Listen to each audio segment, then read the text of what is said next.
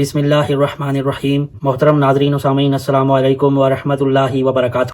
آج ہم اسلام اور جدید میڈیکل سائنس کا تقابلی جائزہ لیں گے، اور حیران کن بات یہ ہے کہ اللہ کے رسول صلی اللہ علیہ وسلم نے 1400 سال پہلے جو بات کہی تھی اس کو جدید میڈیکل سائنس نے ثابت کیا کہ اللہ کے پیغمبر کی یہ بات 100% درست ہے۔ اور مسلم شریف کی 651 نمبر حدیث ہے، اللہ کے رسول صلی اللہ علیہ وسلم نے فرمایا کہ اگر کتا کسی برتن میں پانی پی لے تو اس برتن کو 7 مرتبہ دھو، اور 1 مرتبہ جو ہے وہ مٹی سے دھونے کا حکم فرمایا۔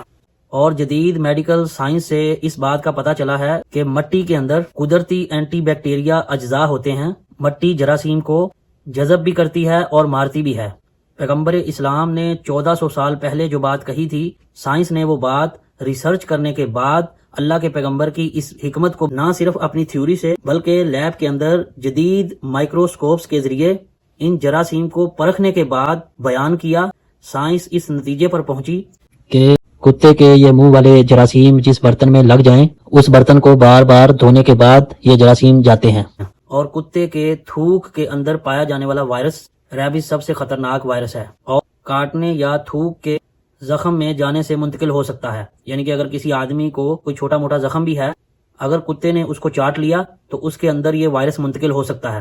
اگر بر وقت ویکسین نہ لگے تو یہ انسان کی زندگی کے لیے 100% مہلک ثابت ہو سکتا ہے۔ اور کتے کے تھوک کے اندر جو وائرس پائے جاتے ہیں ان میں عام طور پر جو بیکٹیریا ہوتے ہیں، کیپنوسائٹوفاگا، کینیمورسز، پاسچوریلا اسپیسیز، ایکولی، سالمونیلا، اسٹافیلوکوکس، اسٹریپٹوکوکس، یہ وائرسز جو ہیں کتے کے کاٹنے سے یا زخم کے اوپر کتے کا تھوک لگ جانے سے بھی یہ وائرسز انسان کے جسم کے اندر منتقل ہو سکتے ہیں، جو انسان کے جسم کے اندر شدید انفیکشن پھیلانے کے بعد موت کا سبب بھی بن سکتے ہیں۔ اگر انسان کی آنکھ، منہ یا کھلے جسم کے زخم کے اندر یہ وائرسز داخل ہو جائیں تو انسان کی زندگی کے لیے مہلک ثابت ہو سکتے ہیں۔ جو اللہ کے رسول صلی اللہ علیہ وسلم نے 1400 سال پہلے فرمایا تھا کہ اگر کتا کسی برتن میں پانی پی لے تو اس برتن کو 7 مرتبہ دھو اور 1 دفعہ مٹی کے ساتھ، یعنی کہ اللہ کے رسول صلی اللہ علیہ وسلم نے اپنے صحابہ کو جو تعلیمات دی تھی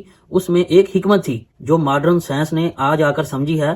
وہ حکمت اللہ کے رسول صلی اللہ علیہ وسلم نے 1400 سال پہلے اپنے صحابہ کو سکھا دی تھی۔